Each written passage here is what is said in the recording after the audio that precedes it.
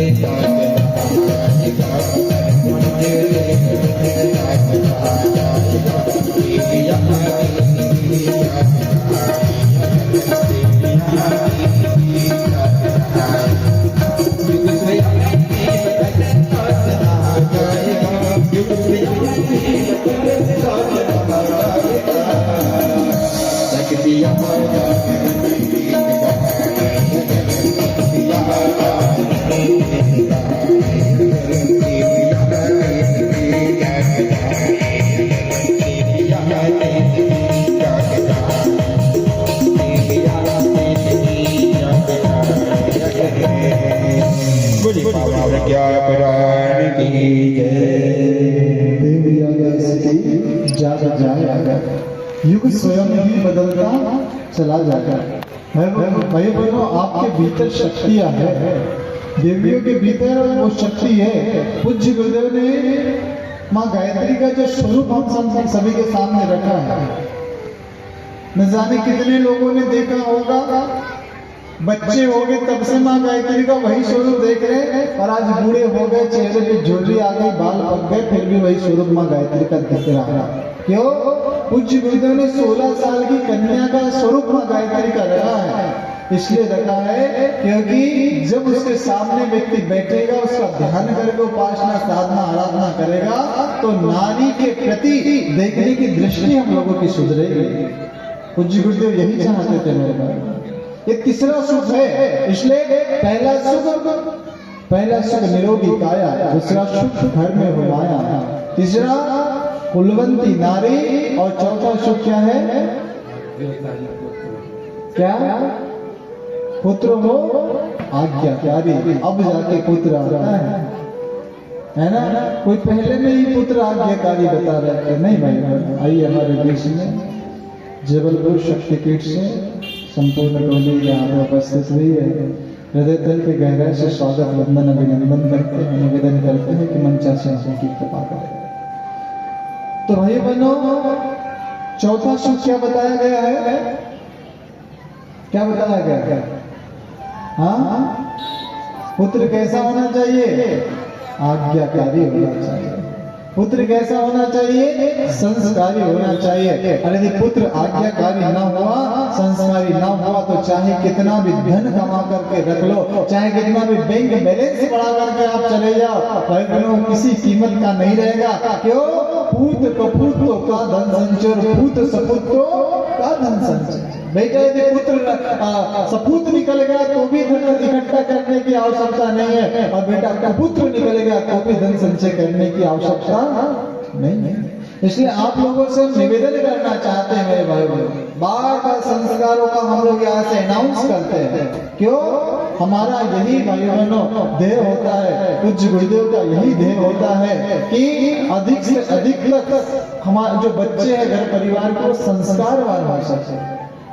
घर परिवार के बच्चे जब संस्कारवान होंगे तो उनका घर परिवार अपने आप सुधरता हुआ चला जाएगा। क्यों? क्योंकि संस्कार बाजार में माल मिलने वाली वस्तु नहीं मेरे भाई। संस्कार बाजार में मिलता है?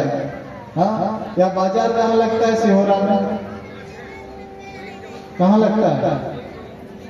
झंडा चौक में। झंडा चौक मार्केट है ना? झंडा चौक जाना, अभी दीपे के पश्चात एक थैला लेकर के सारे दुकानों में घूमना, और सारे दुकान वालों से पूछना, क्या बोलना, भैया संस्कार तेरे दुकान में मिलेंगे क्या? और बोले बहन जी आगे की दुकान में पूछ लो। आगे की दुकान में जाना, बोला भैया संस्कार तेरे दुकान में मिलेंगे? बोले नहीं। तीसरे दुकान में जाना, भैया मेरे बच्चे के अंदर संस्कार का मैं तेरे दुकान में हो तो दे दे। वो कहेगा बहन जी मेरे बच्चे के भीतर भी संस्कार का मैं तुम्हारे पास हो तो दे दे। संस्कार बाजार में मिलने वाली वस्तु नहीं मेरे माता।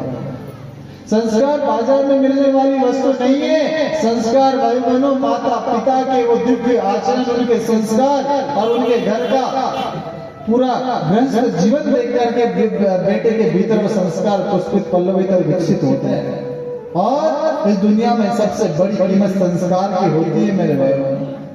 अपने बेटे को कार दिलाओ या ना दिलाओ कोई फर्क नहीं पड़ता है, लेकिन सबसे पहले अपने बेटे को संस्कार दिला दो। और यदि संस्कार दिला दिए तो निश्चित रूप से मानना भाई बहनों कई सारी कारें अपने आप खड़ी करते हुए चला जाएगा।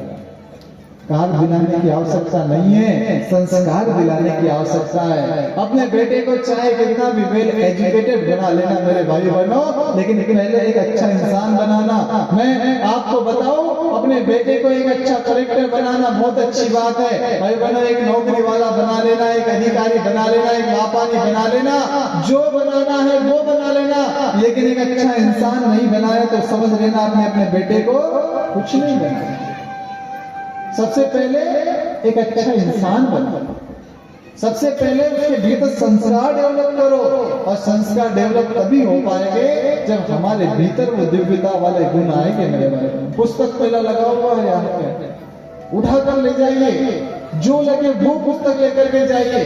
कोई मूल्य बहुत अधिक नहीं है, लेकिन निश्चित रूप से आपको बताते गुरुदेव का जो लिखा हुआ एक एक शब्द है दावानल से कम नहीं है। गुरुदेव ने कहा, कई बार हमारे भी मन में ऐसा आता है कि साहब जब गुरुदेव का काम ही कराना था तो पहले थोड़ा सा 90 के दशक में यदि पैदा करवा देते तो क्या फर्क पड़ जाता। एक अखंड ज्योति में लेख हमने पढ़ा, बेटा मेरे साथ में मेरे कमरे में छिपछली रही, मेरे बिस्तर में कभी खटमल रहे होंगे, मेरे सिर में जू रही गुरुदेव के साथ। तो बेटा के शरीर से इतना प्रेम था तो वो भी मेरे शरीर के नजदीक रहे और वो भी मेरे कमरे में रहे। बेटा वो तो मुझसे कुछ प्राप्त नहीं कर पाए। बेटा यदि चाहते हैं अपने जीवन को महान बनाना तो स्वाध्याय से जुड़ जाओ, क्योंकि पूज्य गुरुदेव का वास विचारों में होता है, और जो विचारों से जुड़ जाता है विचार क्रांति अभियान का एक अंग बन जाता है। और विचार क्रांति अभियान का जब व्यक्ति अंग बनता है ना तो उसके भीतर भाई बहन अपने आप सद्बुद्धि आते हुए चले जाते। इसलिए आप लोगों से निवेदन करना चाहते हैं, संस्कार देने से कभी चूकना मत। एक सच्ची घटना हम आपको बता रहे, ध्यान से सुनना। घटना एक आर्मी ऑफिसर की है, और जो आर्मी ऑफिसर की जो घटना है, उनके 2 बेटे थे। दोनों बेटे पढ़ लिख करके विदेश चले गए। विदेश जाने के पश्चात क्या हुआ, विदेश जाने के बाद में भाई बहनों खूब पैसा कमाने लगे, विवाह हुआ, फिर भी विदेश में सेटल हो गए, लड़के हो गए, बच्चे हो गए। ध्यान से सुनना। अब सब कुछ होने के पश्चात मृत्यु तो हर किसी की होती है। तो भाई बहनों उनकी जो माता जी है, उनकी माता जी का देहावसान हो गया। अर्थात जो आर्मी ऑफिसर है उनकी पत्नी, तो आर्मी ऑफिसर और उनकी पत्नी भारत में रहती थी। कहाँ रहती थी?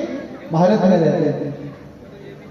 भारत में रहती थी। अब जब भारत में रहती थी तो भारत में रहने के पश्चात क्या हुआ, देहावसान हो गया। खबर भेजी गई, 1 दिन 2 दिन 3 दिन तक डेड बॉडी को रखा गया कि विदेश से बच्चे आएंगे, अंत्येष्टि करेंगे। 1 दिन बीत गया, 2 दिन बीत गए, 3 दिन बीत गए। 3 दिन बीतने के पश्चात केवल छोटा बेटा ही अंत्येष्टि करने आया। पिताजी ने पूछा, बेटा बड़ा बेटा नहीं आया, बड़े भैया नहीं आए? छोटे बेटे ने कहा, पिताजी भैया से मेरी बात हुई थी। भैया कह रहा था, बोले माँ के अंत्येष्टि में तू चला जा, पिता के अंत्येष्टि में मैं चला। वो बात आर्मी ऑफिसर को इतनी बुरी लगी मेरे भाई बहनों। आर्मी ऑफिसर गए एक कमरे में जाने के पश्चात एक बहुत बड़ा पत्र लिखा, और पत्र लिखने के पश्चात क्या लिखा, उन्होंने कहा ये समाज मुझे माफ करे। इस भारत भूमि में रहने के पश्चात, इस भारत भूमि में रहने के पश्चात इतना श्रेष्ठ ज्ञान जहाँ जिस भारत में अविरल बहता है, उस भारत भूमि के मैं श्रेष्ठ संस्कार अपने बच्चे को नहीं दे पाया। इस समाज मुझे माफ करे क्योंकि मैं अपने बच्चे को सामाजिकता नहीं सिखा पाया। भगवान मुझे माफ करे क्योंकि मैं अपने बच्चे के भीतर संस्कार नहीं डाल पाया। और अंतिम लाइन आर्मी ऑफिसर ने लिखी मेरे भाई बहनों, अंतिम लाइन क्या थी? अंतिम लाइन ये लिखी कि बेटा मेरे अंत्येष्टि में बड़ा बेटा आए या ना आए इसकी कोई गारंटी नहीं है। तू आ ही गया है तो अपने माता और पिता दोनों की अंत्येष्टि करके चला जा। आर्मी ऑफिसर ने बंदूक निकाली, अपने कनपटे पे रखी और बंदूक चला करके भाई बहनों आत्महत्या कर लिया। आप चिंतन करके देखिए, विचार करके देखिए, जब बच्चे के भीतर संस्कार नहीं होते हैं तो अपने माता पिता को गुड्डा गुड्डी का खेल समझने लगता है। जब बच्चे के भीतर संस्कार नहीं होते हैं तो भाई बहनों विदेशों में तो हमको वृद्धाश्रम यदा कदा ही देखने के लिए मिलते हैं, लेकिन जिस देश में श्रवण कुमार जैसा इतना श्रेष्ठ पुत्र हुआ जिसने अपने अन्य माता पिता को अपने कावड़ पर रख करके चारों धाम की यात्रा करा दी, भाई बहनों लानत है उस देश के बच्चों को। चाहे इतना श्रेष्ठ संस्कार दिया जाता है फिर भी भाई बहनों अपने माता पिता को वृद्धा आश्रम में छोड़ करके आ जाता है। लेकिन बेटे की गलती है ये तो हम मानते हैं, लेकिन भाई बहनों कुछ न कुछ गलती हमसे भी रहेंगे, कुछ न कुछ चूक हमसे भी हो गई। कौन सी चूक हो गई? जब उसके भीतर संस्कार का बीजारोपण करना था उस समय हम संस्कार का बीजारोपण करने से चूक गए, और जब संस्कार का बीजारोपण करने से चूक गए तो भाई बहनों ये समस्या हमारे सामने के लिए दृष्टिगोचर हो रही है। इसलिए आप लोगों से निवेदन करना चाह रहे हैं, आप लोगों से हम लोग एक निवेदन करना चाहते हैं कि संस्कार देने से अपने बच्चे को चूकना मत, क्योंकि संस्कार की महत्ता किसी भी व्यक्ति के जीवन में बड़ी महत्वपूर्ण होती है। इसलिए कथा कहानियां प्रेरक प्रसंग तो बहुत सारे हैं मेरे भाई बहनों। चूंकि आज दीप यज्ञ के शुभ अवसर पर हम लोग यहाँ पर विराजमान हुए हैं, तो दीप यज्ञ के शुभ अवसर पर हम विराजमान हुए हैं। सुंदर सा एक यहाँ पर हम गीत श्रवण करेंगे कि जब भक्त नहीं होंगे भगवान कहाँ होंगे, हम सबकी समस्या का समाधान कहाँ होंगे, और तत्पश्चात दीप यज्ञ में हम लोग प्रवेश करेंगे। इसलिए आप लोगों से निवेदन है कि दीप यज्ञ में यहाँ पर हम प्रवेश करें उसके पहले अपनी भूमिका को एक भक्त के जैसे बना करके बैठे, ऐसा आपसे निवेदन करना चाहते हैं। बोले पावन प्रज्ञा पुराण की जय हो। जब भक्त नहीं होगी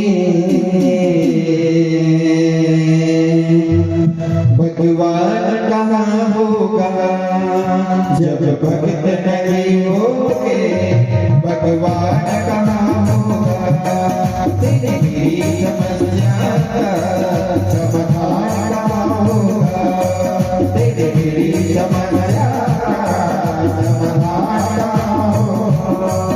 जब भक्त नहीं होगे भगवान कहाँ होगा, जब भक्त नहीं होगे भगवान कहाँ होगा, तेरी समस्या समाधान कहाँ होगा, तेरी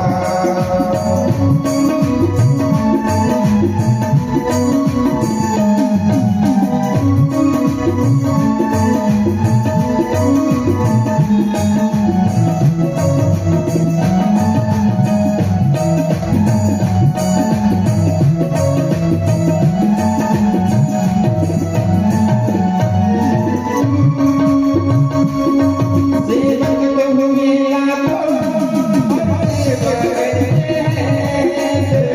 समाधान कहाँ होगा।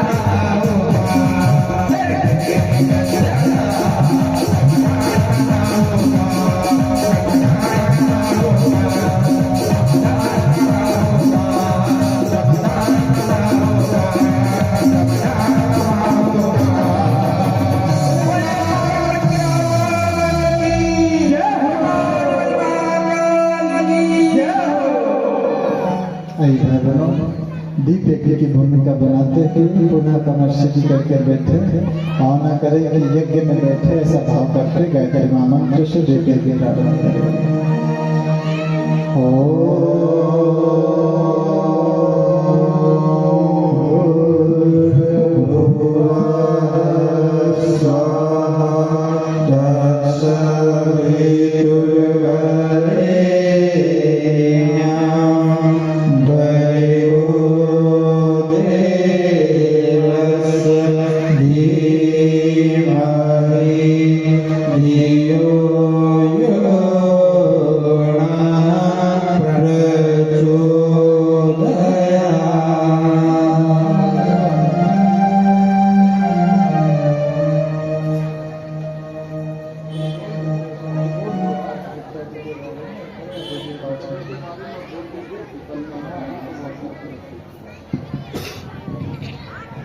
बोलिए माता महाकाली मैया की, वेद माता गायत्री की, परम पूज्य गुरुदेव की।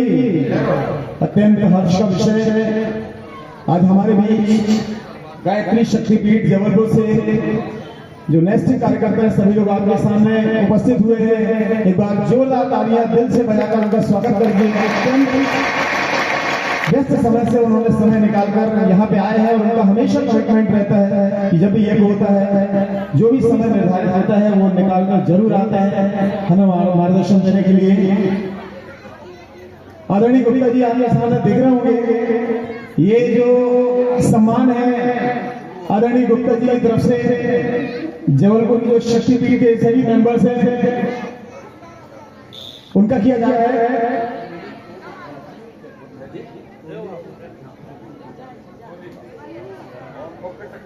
जी जी जो हमारी टोली आई हुई है गायत्री शक्तिपीठ से और मुख्य ट्रस्टी श्री आदरणीय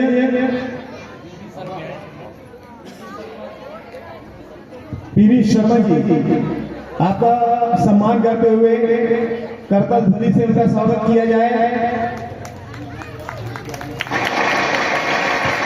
युवा ट्रस्टी भाई राम पटेल जी,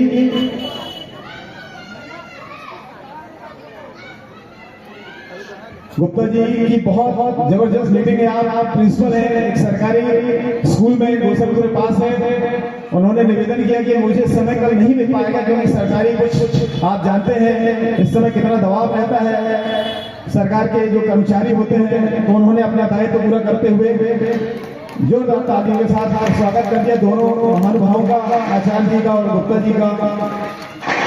इस प्रेरणा से वो बड़े काम करते रहते हैं, हम बहुत बहुत धन्यवाद देना चाहेंगे।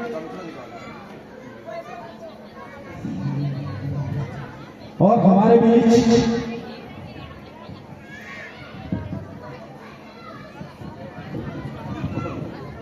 इस गायत्री महायज्ञ में जो मजबूत स्तंभ रहे हैं परमादरणीय अध्यक्ष महोदय श्री गर्ग जी आपके सामने दृष्टिगोचर है। एक बार जोरदार तालियां गर्ग जी के लिए। उम्र कितनी होगी गर्ग जी? 70 वर्ष आपकी उम्र है और सुबह 5 बजे से इनका काम रात के लगभग 10 बजे तक होता है। हम लोग अभिभूत हैं इनकी ऊर्जा से और आरएसएस में भी इनका दायित्व है, गायत्री परिवार में भी। तो ये हमारे लिए बड़ा प्रेरणा का विषय है। इनके मजबूत मार्गदर्शन में हम लोग काम करते रहते हैं। और हमारे घनश्याम जी, आप सभी परिचित हैं, एक बार जोरदार तालियां घनश्याम जी के लिए। जबरदस्त उनका काम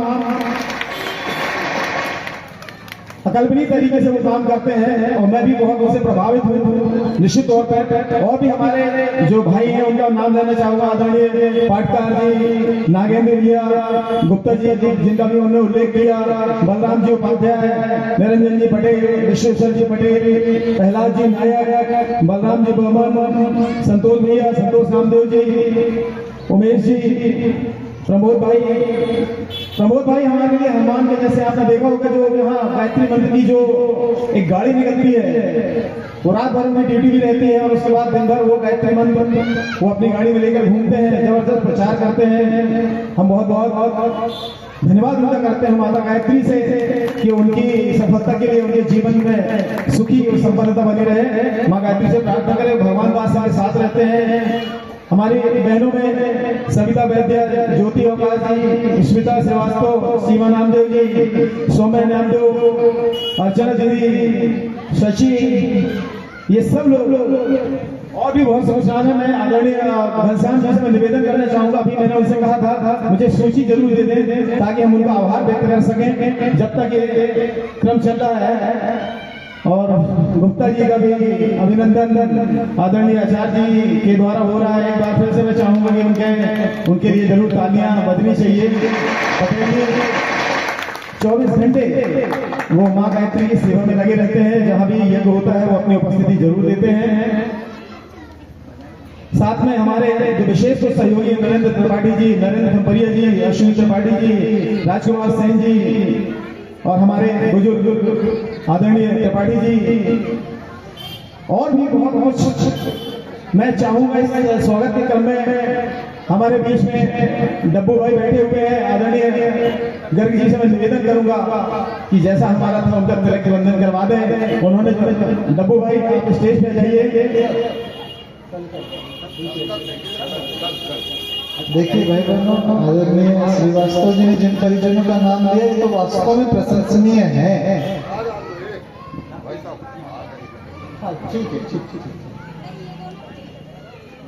हमें बड़ी खुशी होती है। कल मैं इनके साथ बैठा था, लगभग आधा घंटे इनके विचारों में कितना परिवर्तन आया है, मैं बिल्कुल शॉक्ड था।